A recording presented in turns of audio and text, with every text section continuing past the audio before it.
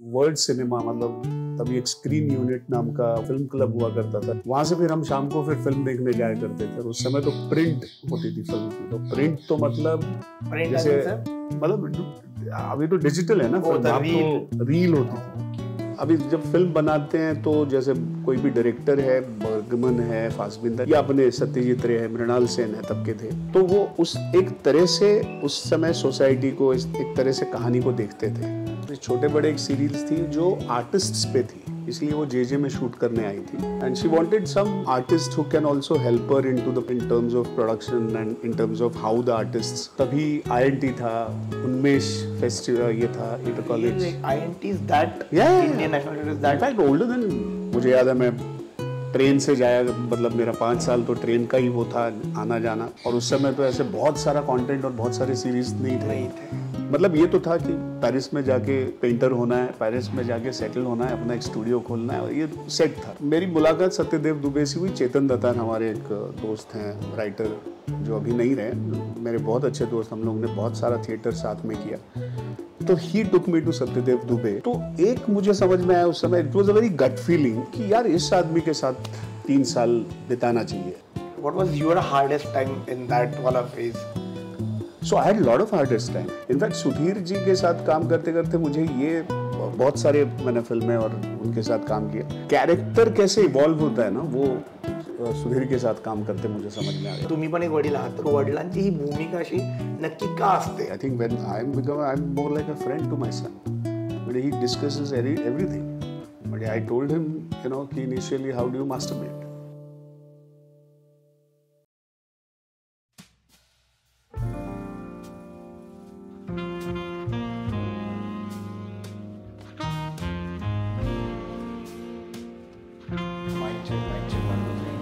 Mic check 1 2 3 4 5.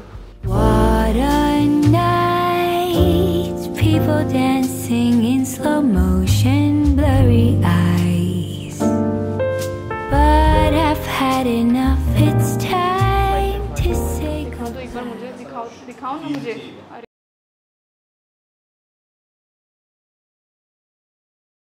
Okay, so first of all sir, मी खूप excited आहे तुमच्याशी बोलायला. खूप वेळ झाला रिसर्च करत होतो खूप काही गोष्टी, आणि लहानपणापासून बघत होतो. There will be fanboying in between, तर तुम्ही प्लीज एम्बॅरस नका हो माझ्याकडून. Okay, so this will be very casual. Okay, any moment तुम्हाला वाटेल की I am going anywhere like overboard, तर तुम्ही मला सांगा की let's not do that. Okay, sir, मी तुमचं रिसर्च करत होतो पूर्ण, तुमच्यावर जेव्हा करत होतो रिसर्च, तेव्हा I got to know that you started in J school of arts, right? आणि जेव्हा तुम्ही स्टार्ट करत असाल, मला असं वाटतं की it will be early 80s. Early 80s. So what was much more fascinating for me की त्या टायमाला जे स्कूल ऑफ आर्ट्स म्हणजे इतकं कन्व्हेन्शनल नसेल, की आत्ताही ते आर्ट्स कॉमर्स सायन्सच्या चौकटीतून आपण बाहेर कुठे जात नाही, तर त्या टायमाला एक्झॅक्टली तुम्ही ते चूज कसं केलं? बिफोर ॲक्टिंग तुम्ही पेंटिंगकडे कसे आलात? सो पेंटिंग है फैसिनेशन आधीपासूनच होतं. मैं जब स्कूल में था तब से मतलब मेरी सारी किताबें चित्रों से भरी हुई रहती थी. So I used to sketch at the backs of, I used to do moustaches and beards with those writers का जो होता था ना इलस्ट्रेशन, उस पर मैं निकालता था. ये तो मेरे मतलब टीचर भी, ये क्या कर दिया तूने बुक का. And so I was very good at drawing. और so I give all those exams also. And ये वो तो एक थोड़ा सा मतलब क्लास में होता है ना कि यार ये अच्छा ड्राइंग है, मतलब होता है ना कि किस वजह से आप जानते हो, तो एक ड्राइंग बहुत अच्छा था. बाकी तो सब्जेक्ट्स थे, but I was more into, so that liking was there. Then there was my cousin जो बैंड्रा स्कूल ऑफ आर्ट अभी रह जाए, पहले वो बैंड्रा स्कूल ऑफ आर्ट हुआ करता था. तो he was doing applied arts, commercial art in तक. वहाँ से मुझे पता चला कि okay, this can also be made as a profession. What is commercial arts? Commercial art is applied art which is majorly into advertising. Okay. And fine arts is something which is very personal kind of a art. मतलब जो आप develop करते हो, जो आप painters आप देखते हो, जो बड़े बड़े पेंटर्स हैं जिनके नाम है गायतोंडे हैं, अतुल डोडिया हैं, बहुत सारे, तो वो सारे फाइन आर्ट्स करते हैं. Because fine arts is something which is a holistic kind of an art. And applied art is majorly use basically to advertise और to kind of promote something. So that is that kind of art. So majorly सारे applied art वाले advertising agencies और उधर जाते हैं. So when I did, मैं college में गया तो मुझे तो फाइन आर्ट्स करना था, बिकॉज मुझे थोड़ा सा म्यूज़िक का भी एक लाइकिंग था, तो आर्ट्स का एक ये था। और लकीली हमारे प्रोफेसर हमको जो उस समय मिले, Prabhakar Kolte, that is the man who actually turned my life into different perspectives. मतलब म्यूज़िक लो, स्कल्पचर्स लो, फाइन आर्ट्स के सारे जितने आर्ट्स होते हैं वो सब में ही introduced, and he actually made us see you know how to look at as painters और एज क्रिएटिव पीपल। तो फिर उसी समय फिर हम लोग वर्ल्ड सिनेमा, मतलब तभी एक स्क्रीन यूनिट नाम का वो फिल्म क्लब हुआ करता था जो टाउन में उसके स्क्रीनिंग्स होते हैं। मेरे कॉलेज तो जे था, तो बीटी में ही था, तो वहाँ से फिर हम शाम को फिर फिल्म देखने जाया करते थे। और उस समय तो प्रिंट होती थी फिल्म की, तो प्रिंट तो मतलब जैसे मतलब अभी तो डिजिटल है ना फिल्म, अब तो रील होती थी। तो रील बाहर देश से मंगाना वाज अ बिग टास्क तभी। That was again 80s, 90s. I'm talking early about 90s or early late 90s. So to get a international film was very difficult. मतलब कई बार होता था कि वो अनाउंस होती थी फिल्म, लेकिन वो बीच में कहीं शिप में, मतलब शिपमेंट में फंस गई है, तो हम लोग कि बर्गमैन की ये फिल्म देखनी है और आ ही नहीं रही है, 15 दिन 20 दिन वो आ ही नहीं रही है, पर जब आती है तो फिर सब लोग उस समय ऐसा हुआ करता था।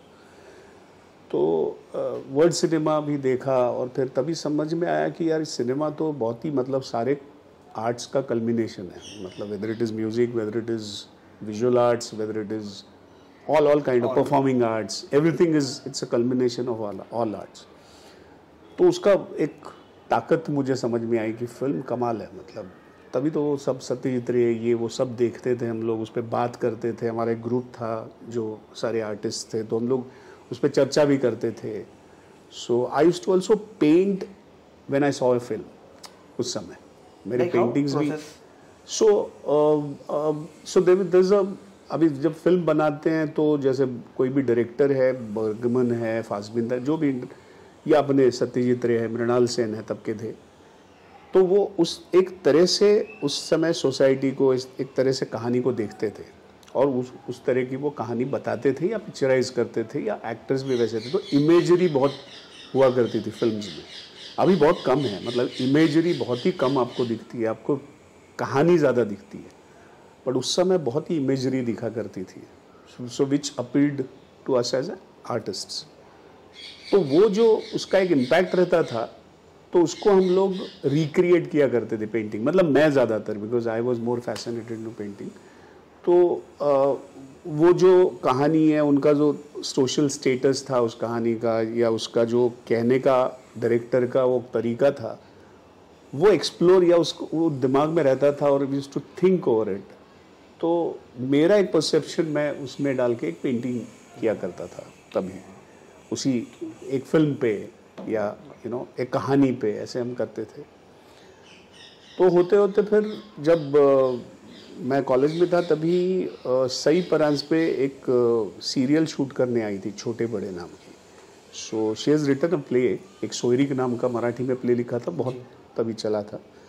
तो उस पर वो सीरीज करती थी, और तभी तो दूरदर्शन था, और दूरदर्शन पे 12 एपिसोड या 24 एपिसोड ही हुआ करते थे। हाँ, episode serial and weekly, it was weekly episode. Like Wednesday अगर एक एपिसोड हुआ करता तो नेक्स्ट वेडनेसडे दूसरा एपिसोड हुआ करता। तो technically it is like a series what we are seeing right now, as a web series kind of thing almost. But web series we still get to see the whole season right at a time. उस समय release ही हर Wednesday या हर Thursday, जो भी मतलब time slot हुआ करता था, उस समय एक एक एपिसोड रिलीज हुआ करता था। तो छोटे बड़े एक सीरीज थी जो आर्टिस्ट्स पे थी, इसलिए वो जे में शूट करने आई थी। And she wanted some artist who can also help her into the in terms of production and in terms of how the artists, and then हम लोग मतलब जैसे हम लोग मतलब बात करते थे, वो करते, तो हमारी दोस्ती अच्छी हो गई। we vibed very well. So she also asked me to do a role, and she had written a role for me in that series. तो वहाँ से ऐसी मतलब so till then acting का experience कोई नहीं था। I did inter college competitions at that point of time. That's how my dean college did introduce me to सही कि ये एक्टर मतलब इंटर कॉलेज भी कर रहा है, पेंटर भी अच्छा है, तो may be he can be a little help. तो क्या किया था इंटर कॉलेज में, मतलब youth festival kind of a thing?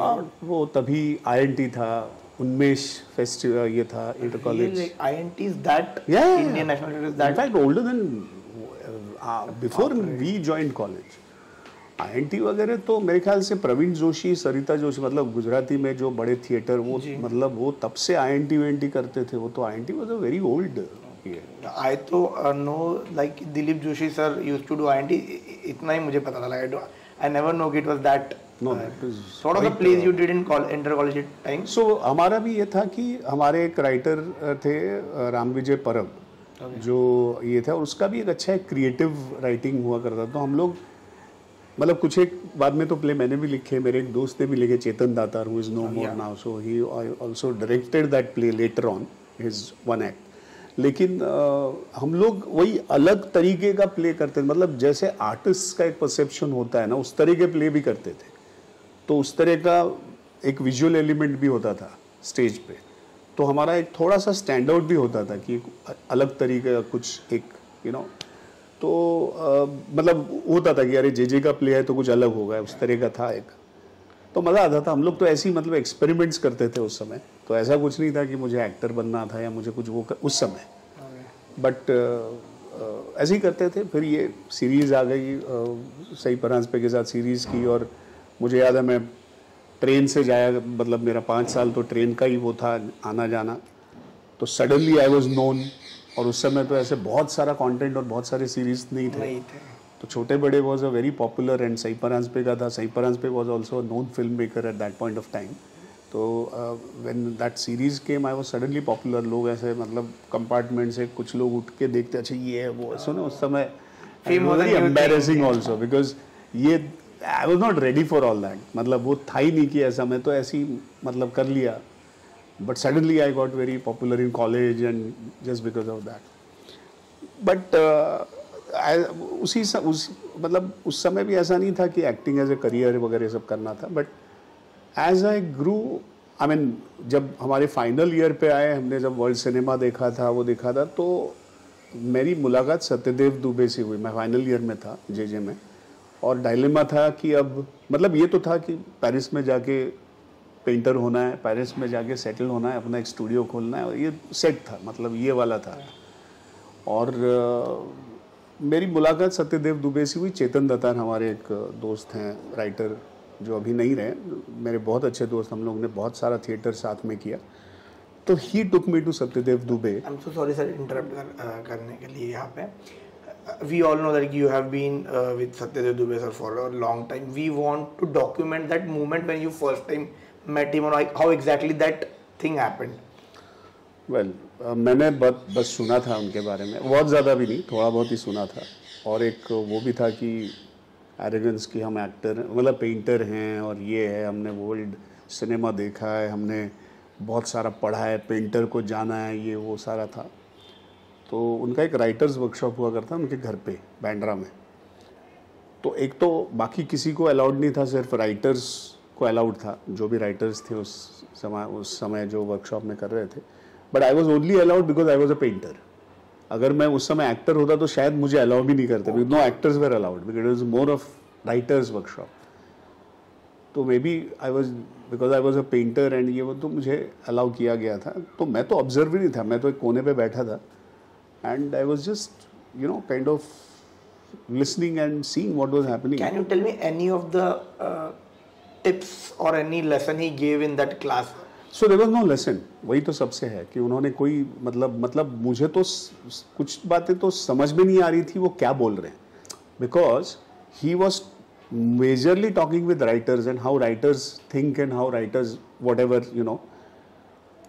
एक था कि ओके कि राइटर मतलब क्रिएटिव प्रोसेस तो मुझे समझ में आ रही थी, लेकिन एग्जैक्टली वो क्या बोल रहे थे, कि एग्जैक्टली किस मुद्दे पे बोल रहे थे, वो रजिस्टर नहीं हो रहा था।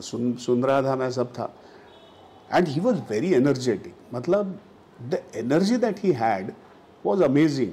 बैठे बैठे मतलब उनका बड़ा हॉल, मतलब एंड जिस तरह से वो बोलते थे, जिस तरह से वो एक हाथ बीच में कविता सुना लेते थे, कोई रेफरेंस लागते थे, किसी राइटर का कोई पढ़ रहे हैं, कुछ लिख रहा है, तो अगर कोई उधर कोई मतलब वो स्टक है, वो राइटर को कुछ सूझ नहीं रहा है, तो वो एक 4-5 तरीके से पर्सपेक्टिव्स लाते थे और वो बताते थे, और उस समय वो राइटर को एकदम सडनली एक दरवाज़ा खुल जाता था कि शायद तो एक मुझे समझ में आया उस समय, it was a very gut feeling कि यार इस आदमी के साथ 3 साल बिताना चाहिए। मतलब मेरा ये था कि चलो थिएटर करते हैं, कुछ करते हैं, या NSD जाते हैं। After JJ I also thought that might also go to NSD और FTI just understand films and performing. But मैंने सोचा नहीं, इनके साथ अगर मैं 3 साल रहूं तो शायद कुछ मिले या कुछ मज़ा आए, because he was a very mad guy. I mean he was a man who, एक तो होता है ना कि आदमी देने के लिए बहुत सारा है, वो उनके पास था कि ये था कि यार ये आदमी बहुत देना चाहता है, इसके पास बहुत कुछ है। ये मुझे उस समय समझ में आया, and then I just thought that okay let's kind of, तो मैंने उनसे परमिशन ली कि let me continue and just I will be just observer in this in the writers workshop. फिर जैसे जैसे वो हुआ तो उन्होंने कहा यार लड़का सिंसियर है शायद, उन्होंने कहा तू मेरे वर्कशॉप में आ जा, मेरे एक्टर्स वर्कशॉप्स में मैं करता हूँ ये, तो मैं फिर उधर जाने लगा actors workshop.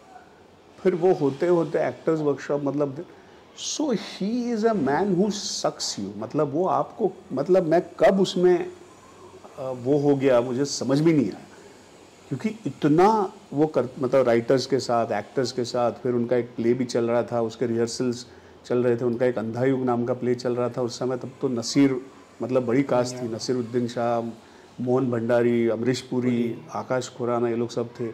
So it was fascinating to see their rehearsals और ये वो।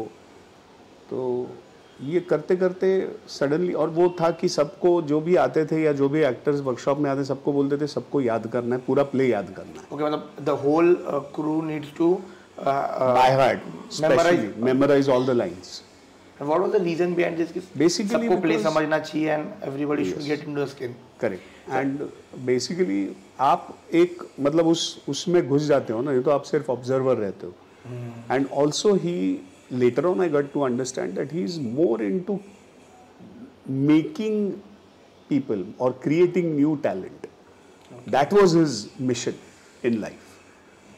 मतलब ये तो ठीक है कि नसीर के साथ, एक्टर्स के साथ काम कर लिया, because that play needed that kind of actors, but उनका मेजर ये था कि creating new talent and creating new kind of a breed and young talent. That was his mission in life. What was your hardest time in that वाला phase?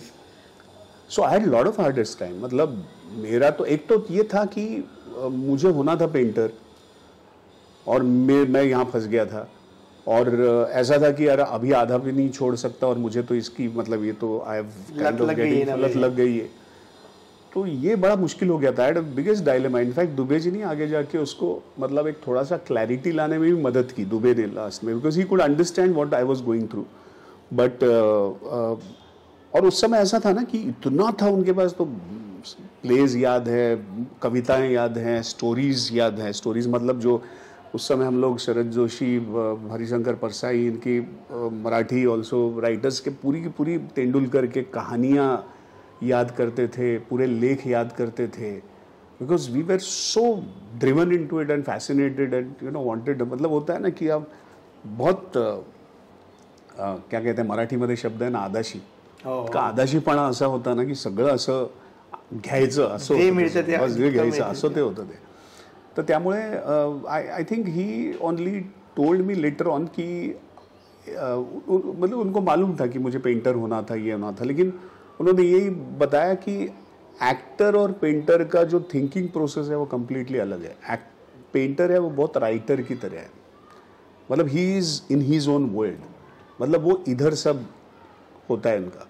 Where actor is a reverse process that you have to come from inside to out. मतलब आप जो भी महसूस कर रहे हो आपको you should be able to take it out. तो प्रोसेस कंप्लीट उल्टा है। तो उन्होंने कहा यार ये देख ले, because you have to be very aware to you know kind of do both this. But उससे बहुत सारा मेरे लिए मतलब क्या कहते हैं दरवाजे खुल गए कि अच्छा ये मेरा इशू है। This question I always have in my mind, and I used to ask my so many friends who are actors.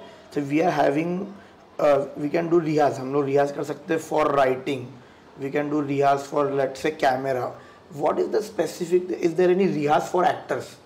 How actor can do a riyaz? Like singer can do, dancer can do. So is there any specific riyaz for actor? या एक तो आपका मतलब कहते हैं वो typical voice exercises जैसे हम ओम कहते हैं वो तो आपका because just to keep your voice तपा हुआ या उसका एक अपना एक ग्रेन रखने के लिए. बट अदरवाइज रियाज तो बहुत ऐसा मतलब in life also you have to I mean the more you observe the more you feel the more you take in it gives you आपको क्या कहते हैं when a role comes to you और anything that comes to you can actually recreate that. जो आपका जो है आप जितना पढ़ते हो जैसे इवन आप किताबें पढ़ते हो राइटर्स का एक पर्सपेक्टिव आपको जब समझ में आता है that adds to your actors your perspective. तो इसका रियाज एग्जैक्टली क्या होता है? How exactly is it a evolving process और how exactly it happens? See एक तो होता है कि जो स्क्रिप्ट है जो कहानी है जो भी आपके पास मटेरियल है वो तो आपका बेस है ना. आप उसको मतलब आपका सीन सीरियस है and you can make it comedy that's for sure. The only thing is मैं हमेशा कहता हूँ ना कि दैट्स व्हाट एक्टर एड्स. मतलब कई बार होता है कि एक स्क्रिप्ट है एक नाटक है हम देखते हैं कि एक नाटक को अलग अलग एक्टर्स परफॉर्म कर रहे हैं सालों से 10 साल बाद कोई दूसरा कर रहा है 20 साल and you still find it different. तो स्क्रिप्ट तो सेम है नाटक तो सेम है but you find it different because that actor adds his experience. उसका एक अपना परसेप्शन होता है वो ऐड करता है. I think even the directors they look for that. That's why they cast different actors for different roles because they know that okay this actor और maybe they think in that way कि ये actor ये आके कुछ इधर कर देगा. Luckily I have I mean Dubey ji से लेके even in films like Sudhir Mishra ji के साथ मैंने जो काम किया. इनफैक्ट सुधीर जी के साथ काम करते करते मुझे ये बहुत सारे मैंने फिल्में और उनके साथ काम किया तो कैरेक्टर कैसे इवॉल्व होता है ना वो सुधीर के साथ काम करते मुझे समझ में आ गया. जैसे हम एक उदाहरण है हम लोग इसरात की सुबहनी कर रहे थे. अब इसरात की सुबहनी में मेन कहानी तो ये है कि एक एडवर्टाइजिंग वाला गाय है उसने एक गुंडे को झापड़ मारा है. उसको मालूम नहीं है गुंडा है या शहर का गुंडा है और अब उसको वो पीछे पड़ा हुआ है. तो दोनों की एक मेंटल स्टेट है they are fucked in their lives और अब ये इसके पीछे पड़ा है. अब ये एक रात की कहानी है. अब वो जो है वो तो खुद इसके पीछे नहीं भाग सकता तो उसके 2 लोग हैं जो इसके पीछे भाग रहे हैं जो मैं और किशोर कदम हमको उसने सुधीर ने दिया था. अब स्क्रिप्ट में ये नहीं लिखा था कि ये 2 लोग भाग रहे हैं ये सीन में है ये है वो है. तो सुधीर ने कहा इसको अभी इंटरेस्टिंग कैसे करेंगे कैरेक्टर्स को तो उन्होंने हमको ये दिया था कि यार तुम सोचो क्या कर सकते हो इंटरेस्टिंग इन सीन्स में जब भी तुम लोग होंगे सीन्स में. The process was Sudhir sir was sitting with you. या तो किशोर ने एक ये लाया कि अच्छा ये है मराठी लोग कैरेक्टर्स तो किशोर ने ये लाया कि यार इसको पुल देशपांडे पढ़ने की बड़ी आदत है. Oh, that's why he carries a Pu La Deshpande books with वो चश्मा डाला हुआ है वो मतलब है गुंडा लेकिन जब भी मौका मिले तो एक कर लिया. सो ऐसा तो मेरे एक समझ में आया मैंने कहा कि मेरा नाम कैरेक्टर का नाम था शंकर. तो वो ही ऐसी एक लोअर मिडिल क्लास वाला कैरेक्टर है ये.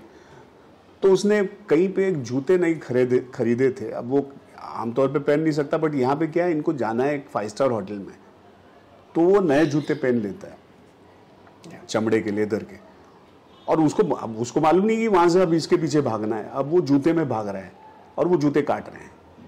अब वो जूते फेंक नहीं सकता क्योंकि नए जूते हैं. तो उससे एक अलग सा एक मैडनेस एक कलर आ गया so this is how the process good directors they make you go through this kind of which nurtures you as an actor. Yeah, sir. One thing I'll ask you, like you are in your, you don't look like, but you are in your 50s, right? Right now, I'm very excited on a personal level कि how exactly आपका रिश्ता आपके mom के साथ अभी कैसा है. For exact there might be phases. अपन लहान असतो वी अपन मोठे होतो आपण मग एक आपण 25-30च्या एज मध्ये. So right now what your age is, so what exactly your relationship with your mom is. So it's more of a now a responsible son क्योंकि अब तो उनकी भी उम्र है, she is 84 and obviously she needs support. But luckily she was also an independent woman. She was an excise inspector. She had worked for 25 years. Okay. So she had been independent at the. तो अभी भी हम लोग मतलब रहते हैं पास में, but she has her own kitchen. She has a full-time maid. सब है. But she likes her space which we give, and whenever she feels she comes and stays with me. And अभी ऐसा है कि मतलब you can also see कि okay after 25 years you will be also in the same, so you can see that. तो what is the conversation happening sir in between you? वही है मतलब कितने भी बड़े हो जाए बेटा ही होता है, कभी डांटती है, कभी ये नहीं, कभी वो नहीं, because that's how mothers are. I mean, so there is nothing changed as on an empathy. No, she is obviously proud of whatever I've done and whatever, I mean, she of course, she kind of whatever, but कई बार वो भूल के ये तो अरे तू ये क्या मतलब it's the same as mothers. Okay. Because it's very fascinating when I see both of you together. I just remember Sahil Ludhianvi living with his mom for longest time, and then when I see you both, I saw in the Ashish sir's vlog also ki the way the relationship is. So I always been very fascinated ki when we were in the early age, like we were very scared of mom ki abhi maregi hai, homework nahi kiya hai, yeah, nothing like that. When we become very in the middle age ki we are having ki abhi we don't have that much time. So when I see you guys together, so what we assume कि हमारा क्या होगा वो time पे, like we are in our 50s, we are also very much matured in a way. She's also in that age. So वो conversations क्या होंगे, like is it about career, is it about the health? You both are concerned about each other. What exactly happens? No, it's more of health maybe because she's developed a little Parkinson, and so we are also taking, and obviously it's more of health because और क्या होता है एक as के बाद मतलब after as वो थोड़े से बच्चे भी हो जाते हैं, दे आर लिटिल जिद्दी, थोड़ा सा ये खाना है वो खाना है, and we don't want to kind of get that to her because to make her, तो वो थोड़ा सा ये करना पड़ता है एंड कभी डांटना भी पड़ता है because now they become your kids in a way because they have now वो सर्कल ऑफ लाइफ होता है which I have seen and which I am experiencing that कि अब उनको बच्चों की तरह नहीं ये नहीं करना है वो नहीं करना है, वो करना पड़ता है. But the most important thing is I had been doing whatever I wanted to, मतलब जो भी मैं करना था लाइफ में. जैसे मैं जे में गया तो मैं मिडिल क्लास फैमिली, उनको मालूम भी नहीं था कि जे में जाके क्या करेगा बच्चा, कैसा लाइफ होगा, but they backed me. How they supported you in that time? Like it was early 80s, like people were very skeptical to put their son bank ke nokri. They had no choice. So you were that adamant about things? They had no choice. And obviously then they accepted it. अच्छा वो करके जे करने के बाद फिर मैंने सोचा कि नहीं मैं तो एक्टिंग करूँगा, तो completely a reverse. So that also, तो उस समय तो ये भी था कि ये तो गया है, ये तो. So you have siblings? Yeah, this is my younger brother is 1.5 year old young to me, and he stays in Singapore. मतलब वो he's a shippy, अब वो retire मतलब वो करके वो he's बड़ा वो officer है वहाँ पे. So he is always, and उसका अपना एक set था, मैं अपना ऐसे थोड़ा सा irregular life में jump हो गए ये. That's how lives are. So when we watch श्वास, आम्ही जेव्हा श्वास बघितला पिक्चर तेव्हा तुम्ही सांगत होता एका इंटरव्ह्यूमध्ये की तुम्ही एक रिसर्च केलं होतं फिल्मच्या आधी. तुम्ही डॉक्टरांसोबत राहिले, तुम्ही त्यांच्यासोबत बघितलं what exactly patients go through. तर मला विचारायचं की जेव्हा तुम्ही ते बघितलं पूर्ण तर त्याने तुमच्यावर काय इम्पॅक्ट केला the human for life time?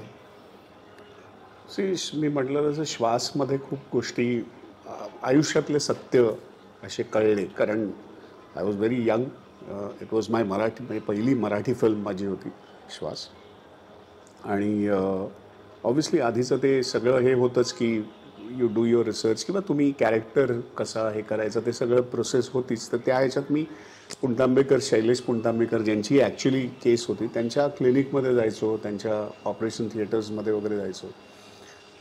आणि लक्षात आलं की कॅन्सर पेशंट जेव्हा आत येतो म्हणजे त्यांना भेटायला, तेव्हा ही इज हाफ डेड, कारण त्यांनी होप्सच सोडलेले असतात की कॅन्सर झाला म्हणजे नाव यू आर डेड, म्हणजे it's just the time that it will take, असंच ह्यानी तो येतो.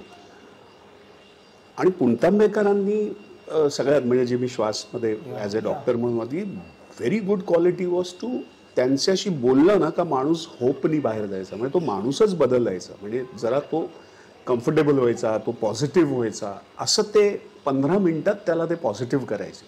That was his amazing skill. आणि ते गरजेचं पण होतं, कारण शेवटी फायनली विथ मेडिसिन आणि विथ हे वगैरे तुम्हाला तुमचं मेंटल पॉझिटिव्हिटी लागते टू फाईट दॅट डिसीज.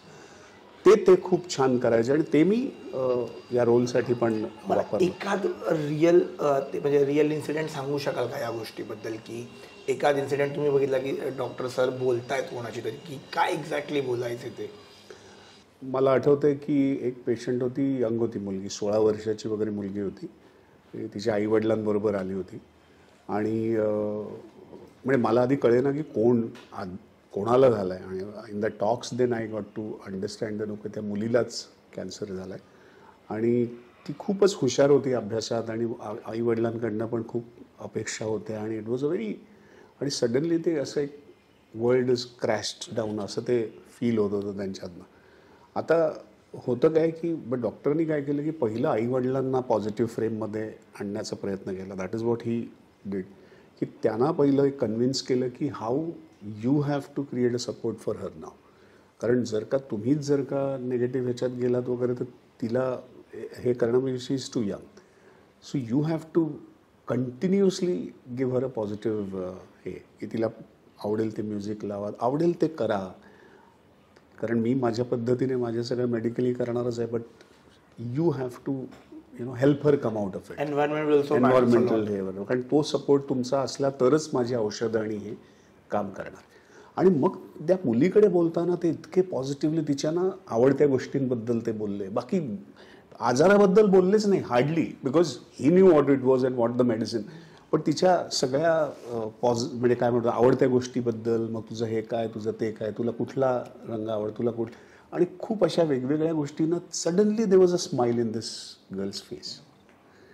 सो म्हणजे पेशंट जेव्हा बाहेर जायचे तेव्हा खूप होपनी आणि खूप चांगल्या पॉझिटिव्ह फिलिंगनी बाहेर. That was his wonderful quality, जी मी या कॅरेक्टरमध्ये आणण्याचा प्रयत्न केला. तुम्हाला जर कोणती जर्नी, त्यांच्या जर्नीमधली कोणती अशी केस आठवते का? Why I am asking this because it will give hope to lot of people की the way he was talking त्यांनी एकदमच पूर्ण बदललेली आहे. आता श्वासची जी केस आहे, तोच लहान मुलाची जी केस आहे, द यंगेस्ट कॅन्सर पेशंट म्हणजे लहान मुलगा. आणि डिरेक्टरनी म्हणूनच तो एक छान तो वर्ल्ड पहिला त्या मुलाचा क्रिएट केला की कोकणात राहणारा मुलगा जो ग्रीन बघतोय, ज्या सौंदर्य आहे आजूबाजूला, आणि after few years he will not be able to see that.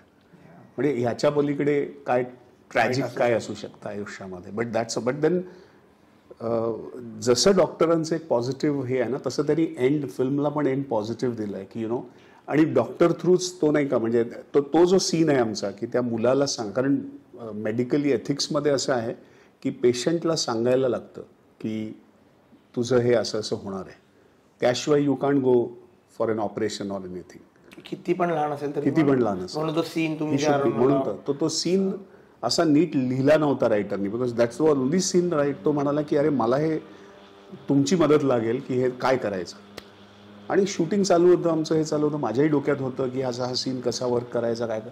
आणि सडनली माझ्या लक्षात आलं की अरे बिकॉज हे माझं पेंटिंगचा बॅकग्राऊंड आहे आणि हे, आणि सडनली माझ्या लक्षात आलं की आपल्याकडे 6 सेन्सेस असतात. That's how we work as an artist. म्हणजे आर्टिस्ट काय असतो की तुमचे जे 6 सेन्सेस असतात त्या सेन्सेसचा अवेअरनेस तुम्हाला कायम असतो. Those are artist. That's the only difference that हे वगैरे. And then you sharpen your senses. तर म्हटलं अरे ही एक पॉझिटिव्ह बाजू आहे की त्याचा एक सेन्स जाणार आहे ना, बाकीचं आहेत 5 सेन्सेस. मग तसा सीन आम्ही कन्सिव्ह केला. मी संदीपला सांगितल्यावर की make him in a positive हे की अरे तुझा एक सेन्स फक्त जाणार आहे, but still you can hear, you can touch, you can taste, ते सौंदर्य आहेच आयुष्यामध्ये. अशा ह्यानी तो सीन पण केला. आणि if you see the end of the film, त्याच्यामध्ये सुद्धा तो मुलगा खूप पॉझिटिव्ह आहे इन दी एंड. म्हणजे त्याचे बाकी सगळे मित्र जमलेत आणि दे आर क्वाईट हे की अरे आता ह्याचं काय, but he starts clapping and the whole. So he positivity I think त्या डॉक्टरांकडनं आणि त्या कॅरेक्टरमधनं पण. What do you think such kind of optimism हे त्यांचा सोर्स काय असेल एक्झॅक्टली? बिकॉज आपण सगळे त्या सोसायटीचं कुठून ना कुठून घेऊनच आपण आपल्यामध्ये शेप करतो. इतकी नेगेटिव्हिटी, आय नॉट से नेगेटिव्हिटी, बट इतका सॅडनेस आपण आपल्या आजूबाजूला जर बघू, कॅन्सर किंवा काही, तर हा ऑप्टिमिझमचा सोर्स काय असू शकतो एखाद्या माणसाचा? बोलायला खूप सोपं आहे, पण मला असं वाटतं हा एक तर अध्यात्माचा थोडासा भाग असावा. म्हणजे if you really understand what is life about, की सत्य हे आहे की माणूस एकटा येणार आहे, एकटा जाणार आहे, हे सत्य आहे. त्याच्या अतिभोवती सगळं आपण गुंफून घेतो, आपण अडकत जातो, बाकीच्या सगळ्या मोहमाया आपण जे काही सगळं म्हणतो, रिलेशन म्हणा, पैसा, what ever your career and everything, but सत्य हे आहे की असं होणार. सो हा अवेअरनेस जर सतत असेल तर then you are only left with हे आयुष्य, आणि हे जगायचं आहे, आणि हे कसं जगायचं हे तुमच्याच हातात आहे. Are you that practical, sir? When you quote this philosophy? I do believe in this. When you say this, it means that for you is a normal thing. It's not a tragic thing. What exactly? How you see that then? Personally, I'm asking, not about the film, not about in general life. How you see death of your loved ones when you think about yourself? म्हणजे आत्ता because I'm, as I said, आता 50s cross केले, त्यामुळे one had seen life. त्यावेळेला life म्हणून तर म्हणतो की आपण जसे आयुष्यातल्या वेगवेगळ्या टप्प्यामध्ये गोष्टी बदलत, पण तुमचे पर्स्पेक्टिव्स पण बदलत जातात, तसे ऑब्व्हियसली वाचन हे ते खूप आध्यात्मिक लोकांना पण भेटलो, आणि बेसिकली नाव हे खरोखर सत्याच्या जवळ आलेलो आहोत की okay, at one day you have to go. मुळात हे आहे की आता डेथ म्हणजे काय, डेथ ॲज यू सेड की हे ट्रॅजिक म्हणून घ्यायचं का, यू कॅन जस्ट से की okay, you had entered and you exit. म्हणजे जसं नाटकामध्ये एक पात्र किंवा फिल्ममध्ये येतं आणि नंतर जातं, राईट, बट ते पात्र लक्षात राहतं लोकांच्या, किंवा त्याची जर्नी लक्षात राहते. सो आता असं आहे की माझी जी जर्नी आहे किंवा माझं जे काम आहे ते लक्षात राहिलं तर it's quite a good, I mean what impact you can create और what footprints you can leave, that's the ती चॉईस आहे आपल्याकडे. अर्थात ते एवढं सोपं, बिकॉज फायनली तुम्ही इतके त्या ह्याच्यामध्ये अटॅच्ड असतो. सो अटॅचमेंटच कशी हे करायची, that's the only thing. Because दुःख होतं किंवा पेन येतं ते अटॅचमेंट्स नाही येतं. अदरवाईज हे तर सत्य आहे की एव्हरीबडी हॅज टू गो. त्याचं कारण काही असेल, त्याची कॉज काही असेल, बट फायनली अटॅचमेंट जितके आपण असे घट्ट धरणं तितकं तुम्हाला पुढे त्रास होणार आहे, हेही जाणवतं आहे. मी असं नाही म्हणत आहे की I am still kind of आता समाधी आहे मी घेणं, असं नाही आहे, बट ॲटलिस्ट हा अवेअरनेस असेल तरी I think it makes your life a little more frictionless, आणि तुझं मे बी तुझी जी एक्झिट आहे ती कदाचित बऱ्यापैकी शांतपणे सोलेस असेल एक बेसिकली. सो डेथला घेऊन you have always been this take have always been like this, और बदलत गेलाय? आधी obviously it was very dark, it was very हे की ऑब्व्हियसली फिअर वॉज देअर, की डेथ वॉज फिअर, किंवा कोणी गेला का आपल्याला अरे यार यूज टू गेट डिप्रेस. तसं डिप्रेस वगैरे होत नाही आता. I can very normally kind of see deaths. Only thing is I wish that it should be less painful. Everybody things, म्हणजे कोणालाही ते हवं असतं, but you never know. I mean, so the less painful you can do is what you can create. पण हे सगळं evolve होत गेलं. आधी एवढं नव्हतं ऑब्व्हियसली, बिकॉज ते समजायला किंवा ते आत्ता मी म्हटलं नाही बोलायला सोपं आहे, पण ॲक्च्युली ते कन्व्हिक्शन यायला वेळ जातो. It takes it takes life to understand this. So what's your daily schedule in general? What exactly you do the whole day, if may I ask? I mean, it all depends upon a shoot असेल तर obviously it's a kind of सकाळी उठून, पण regularly सकाळी obviously I do some little exercises. Basically I don't go to gym कधीच नाही, घरातच flexible exercises, yoga करतो काही, आणि थोडंसं मेडिटेशन मी करतो. So it's been there a part of my life for last 20 years, so almost 15-20 years.